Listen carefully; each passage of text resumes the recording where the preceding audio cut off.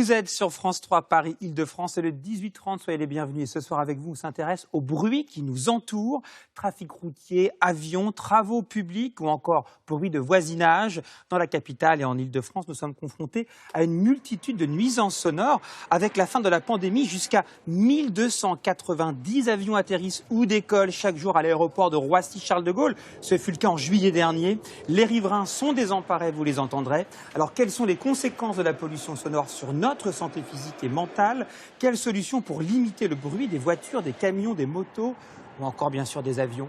On en parle avec nos invités. Bonsoir Fanny Mietliki, directrice de l'association Bruit Parif, observatoire du bruit en Île-de-France. Bonsoir à vous Catherine Bouvier, administratrice de l'association de défense contre les nuisances aériennes. Vous défendez les riverains des aéroports de Roissy-Charles de Gaulle, mais également du Bourget, et vous êtes vous-même une riveraine de l'aéroport Roissy-Charles de Gaulle. Bonsoir Agnès Brion, psychiatre, spécialiste des troubles du sommeil, secrétaire générale du réseau Morphée, réseau de santé consacré à la prise en charge des troubles chroniques du sommeil. Avec nous également Céline Cabral qui nous apportera des précisions avec son décryptage du 18h30. Pour débuter cette émission, regardez ce chiffre, un chiffre comme chaque soir très important justement pour bien comprendre les enjeux.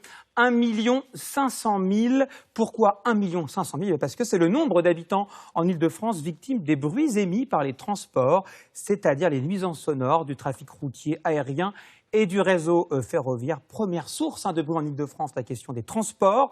Et ce chiffre provient justement d'une étude de Bruit Parif que vous représentez ici, Fanny Mietliki. Comment êtes-vous arrivé à ce chiffre d'1 500 000 habitants gênés par les bruits des transports en Île-de-France? Alors, on fait des cartes de bruit, c'est-à-dire on modélise en fait les niveaux sonores qui sont générés par les transports en Île-de-France. Donc ça nous permet d'estimer l'exposition à l'extérieur des logements sur toute l'Île-de-France. Et donc on va pouvoir après compter le nombre de personnes en fonction des niveaux de bruit qui sont exposés. Et on arrive à ce chiffre de 1,5 million d'habitants exposés au-dessus des valeurs limites en fait qui sont fixées par la France pour le bruit. Alors ces valeurs limites, elles sont déjà conséquentes parce qu'elles sont bien au-dessus de ce que fixe par exemple l'Organisation mondiale de la santé pour comme objectif de qualité.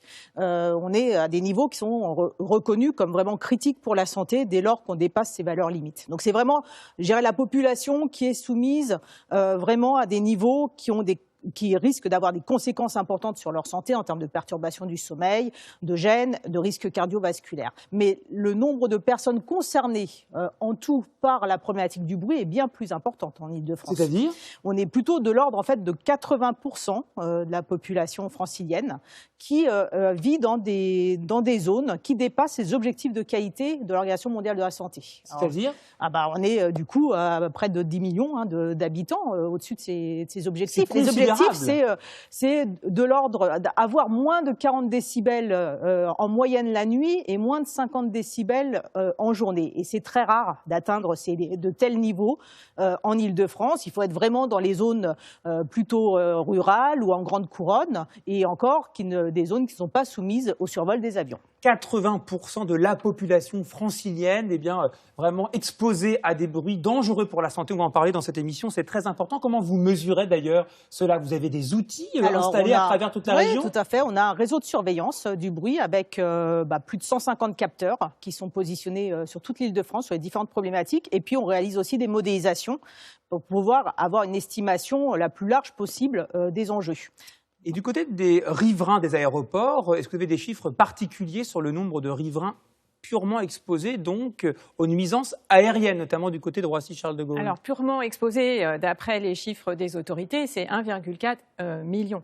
Mais c'est bien plus que ça, puisque pour prendre mon cas particulier, moi je ne suis pas exposée pour les autorités et je ne dors pas la nuit. Donc vous voyez, là il y a effectivement des marges de progression dans ce qu'on peut considérer comme étant une population impactée. Vous habitez, je rappelle, à Taverny dans le Val d'Oise, donc vous n'êtes pas apparemment dans la zone, comme vous le dites ce soir, mais pourtant votre vie est plutôt un calvaire quotidien. Agnès Brion, quand on parle des bruits liés au transport, pourquoi ils sont particulièrement mal vécus, ces bruits liés au transport, par la population? Eh bien parce qu'ils ont un niveau qui amène justement des troubles, notamment des éveils. À partir du moment, ce qu'a souligné Fanny Mietliki, c'est qu'il y avait un certain nombre de niveaux sonores pour le sommeil qui étaient à respecter. Au-delà de quoi, on a des éveils, et les éveils qui sont eux-mêmes pourvoyeurs d'un certain nombre de troubles pathologiques. Voyez, donc, on estime qu'à partir de 48 décibels à peu près, on a de vrais impacts sur le sommeil dans l'environnement. Donc, que ce soit les bruits routiers, ferroviaires ou les avions, on est bien au-delà.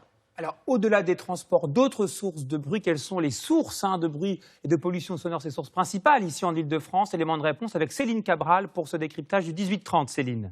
Eh bien, Jean-Baptiste, d'après une enquête réalisée par Bruit Parif, voici les sources de bruit qui gênent le plus les Franciliens. On commence bien sûr par le trafic routier. Il y a aussi le bruit généré par les voisins, les chantiers de construction, les travaux ou encore le trafic aérien.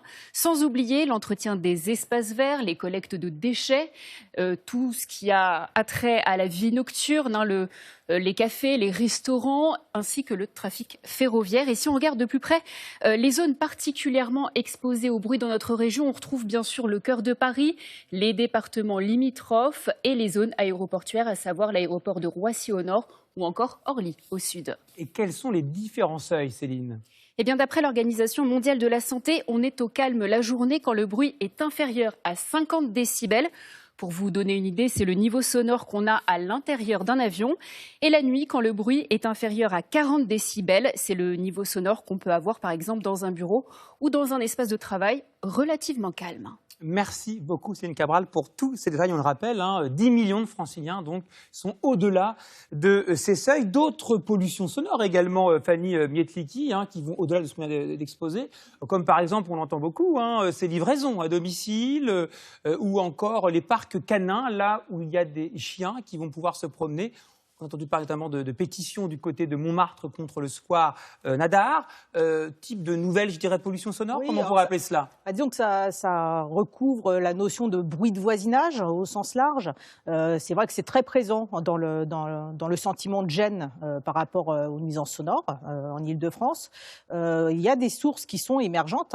Vous le citez, les phénomènes de livraison, les phénomènes de dark kitchen qui ont tendance à se développer, qui créent des nuisances locales parce que voilà, on a des livreurs qui vont rester avec parfois des scooters qui ne sont pas toujours électriques, qui sont souvent donc des démarrages, des accélérations, beaucoup de gêne locale générée pour les gens, surtout à des heures relativement tardives, parce que ces phénomènes-là, c'est souvent vers 22h, 23h, donc à des heures où les gens aspirent déjà quand même à avoir un niveau relativement calme en bas de chez eux, parce que c'est souvent dans des zones denses urbaines que ce phénomène se déroule. Alors, réalisons un focus avec vous, Catherine Bouvier, témoin de ce 18-30, puisque vous vivez à côté de l'aéroport de Roissy-Charles de Gaulle, à Taverny, dans le Val d'Oise. Alors, vous, comment ça se passe, votre quotidien?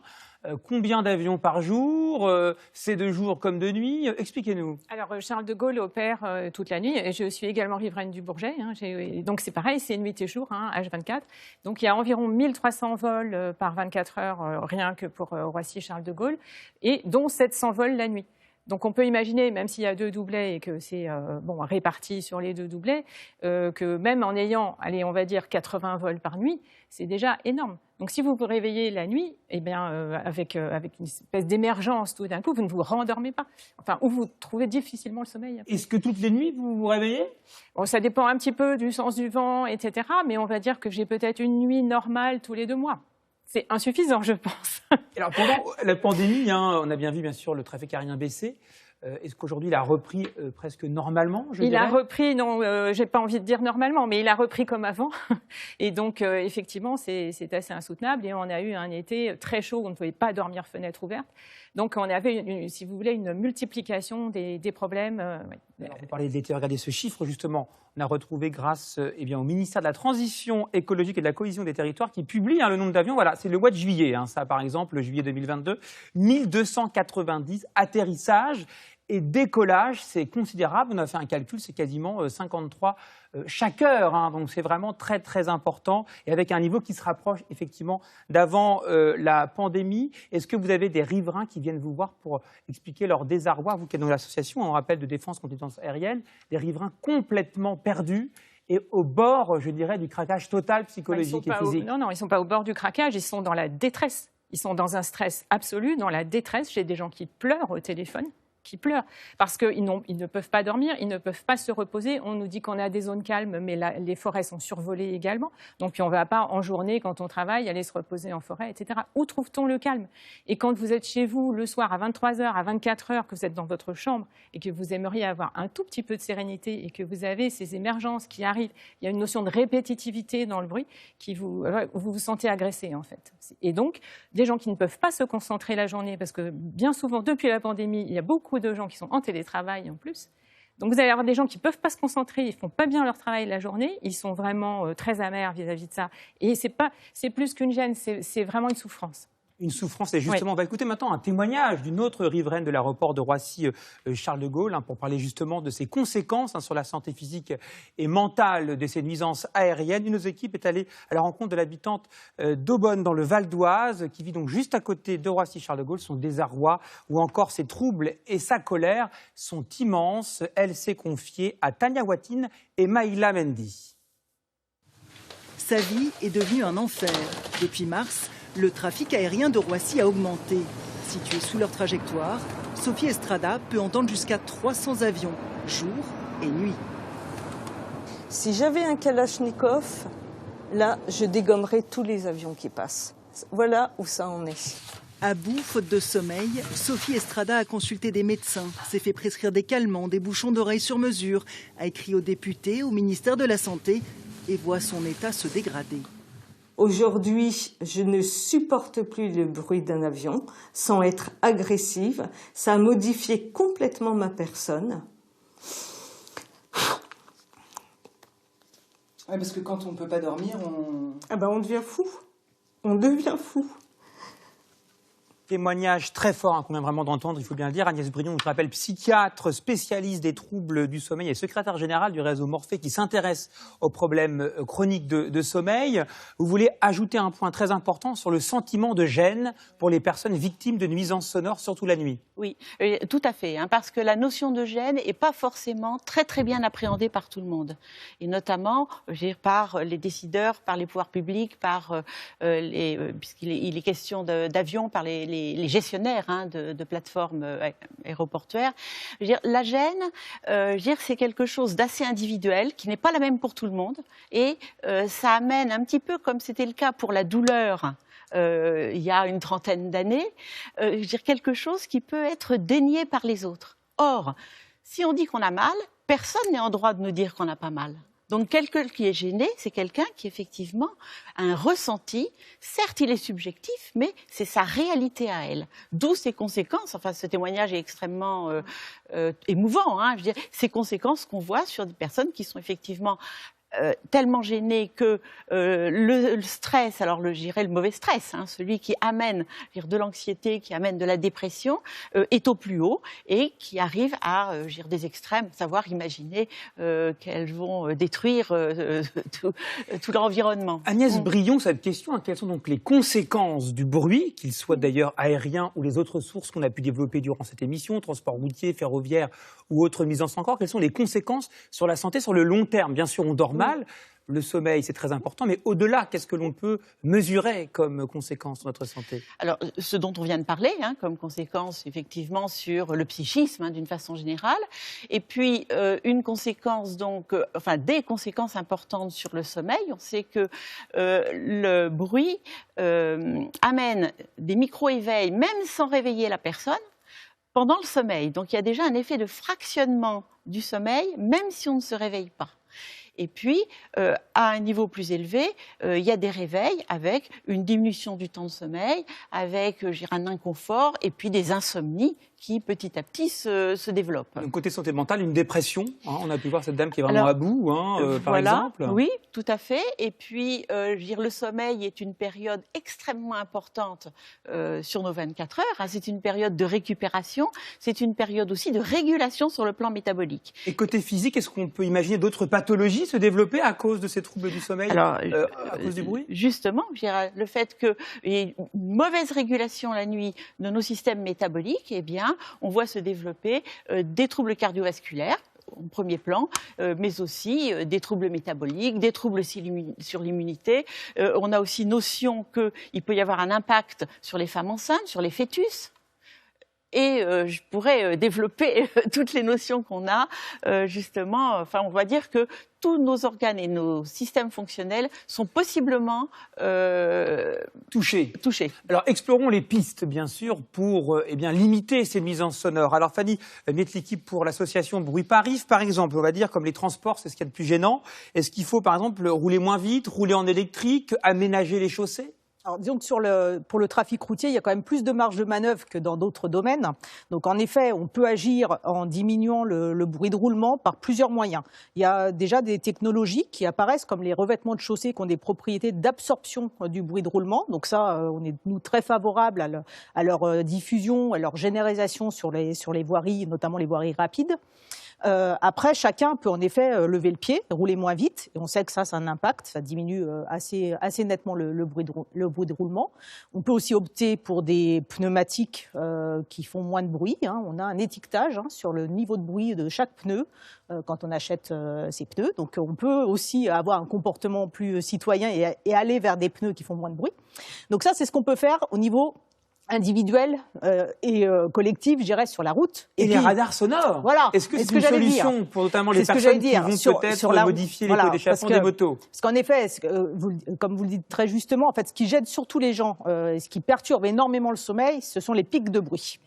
Les émergences. Et donc, c'est vrai que, en fait, on le sait, quand on interroge les gens, c'est pas tant le bruit routier relativement continu de la circulation qui les gêne, mais c'est toutes les émergences. Donc, les pics liés aux véhicules très bruyants, comme certains scooters ou certaines motos, également les sirènes, les klaxons. Et donc, pour lutter contre ça, il faut, en effet, à la fois agir sur le plan pédagogique, inciter les gens à diminuer ces nuisances, et puis aussi peut-être sur le plan de la sanction, quand certains ne veulent pas entendre les appliquer les règlements, peut-être aussi, Agnès Brion, notamment sur le klaxon qui parfois sonne alors qu'il n'y a pas besoin. Oui, ça fait partie effectivement des choses que j'aime bien dire. C'est-à-dire qu'effectivement, et là je parle en tant que citoyenne, c'est que le klaxon de voiture, c'est pour avertir d'un danger. Les sirènes des véhicules d'urgence, c'est quand ils sont vraiment en urgence, que ce soit la police, les ambulances ou les SAMU. Et donc, j'ai déjà un respect du code de la route serait déjà bienvenu. Catherine Bouvier, pour les avions, qu'est-ce que vous préconisez pour avoir moins de nuisances sonores ? Est-ce qu'ils volent autrement, atterrir autrement ? Voilà, ce que demande l'Advocnar et d'autres associations au sein desquelles nous sommes en convergence et puis avec lesquelles nous travaillons, ou des think tanks, etc., c'est le plafonnement du nombre. Là, on nous propose un accroissement encore du nombre de vols. Donc, nous, ce qu'on dit, c'est plafonner pour réduire. Plafonner pour réduire le jour. À combien d'avions par an, par exemple ? Écoutez, là, si on prend l'exemple d'Amsterdam, et là, c'est l'État qui protège ses citoyens et qui a demandé aux Pays-Bas de réduire le nombre de mouvements à Amsterdam, Schiphol, à 440 000. Nous demandons la même chose. Avant la pandémie, c'était plus de 500 000 voilà, donc c'est à peu près comparable, parce que ce sont des hubs à peu près comparables. Donc on demande plafonnement pour aller vers une réduction. Et une réduction du trafic nocturne en particulier. Enfin bon, le jour, c'est pas... Avec des avions cargo qui font beaucoup de bruit pour les livraisons. Et qui sont très anciens, très bruyants, très polluants, qui sont acceptés à Roissy et qui sont interdits à Nantes, à Nice, à Toulouse ou ailleurs en Europe. Donc pourquoi est-ce qu'ils viennent à Roissy survoler des millions de personnes ? Le coût de santé de ça est partagé par toute la société. Certaines compagnies disent qu'ils ont également demandé aux pilotes de changer un peu leur technique d'approche des aéroports. Nous aurons bientôt, c'est une de nos victoires, la descente continue, si c'est à ça que vous faites allusion. Donc effectivement, ça fait quand même à peu près 10 ans qu'on demande ça. Donc vous voyez, le travail des associations, c'est vraiment du long terme, il ne faut pas se décourager. Donc ça, nous verrons ce que va donner la descente continue. Mais c'est une descente en planant au lieu de la faire en palier où il y a des sifflements et des émergences. Également la question des agrandissements. Donc il n'y aura pas de terminal 4, c'est abandonné. Suspendu. Mais en tout cas, apparemment, avec le projet de plan de prévention de bruit dans l'environnement, il y aurait peut-être à l'horizon 2025 680 000 décollages et atterrissages d'avions. C'est encore plus qu'aujourd'hui. C'est-à-dire que c'est l'équivalent du terminal 4. Donc en fait, les autorités peuvent très bien augmenter le trafic sans infrastructure, sans rien construire. Alors, le terminal 4, effectivement, on a obtenu l'abandon, la suspension de ce projet. Mais là, ce qu'on nous propose aujourd'hui, c'est l'équivalent. Donc, méfiance. Merci beaucoup, Catherine Bouvier, riveraine de l'aéroport de Roissy-Charles de Gaulle et association de défense contre les nuisances aériennes. Merci Agnès Brion, psychiatre spécialiste des troubles du sommeil, secrétaire générale du réseau Morphée qui réfléchit justement aux conséquences des problèmes de sommeil. Et merci Fanny Metliki, directrice de l'association Bruit Paris pour une émission très concernante puisque nous sommes 10 millions en Ile-de-France confrontés à la pollution sonore. Merci de votre fidélité. Tout de suite, votre journal régional de 19h20 sur France 3.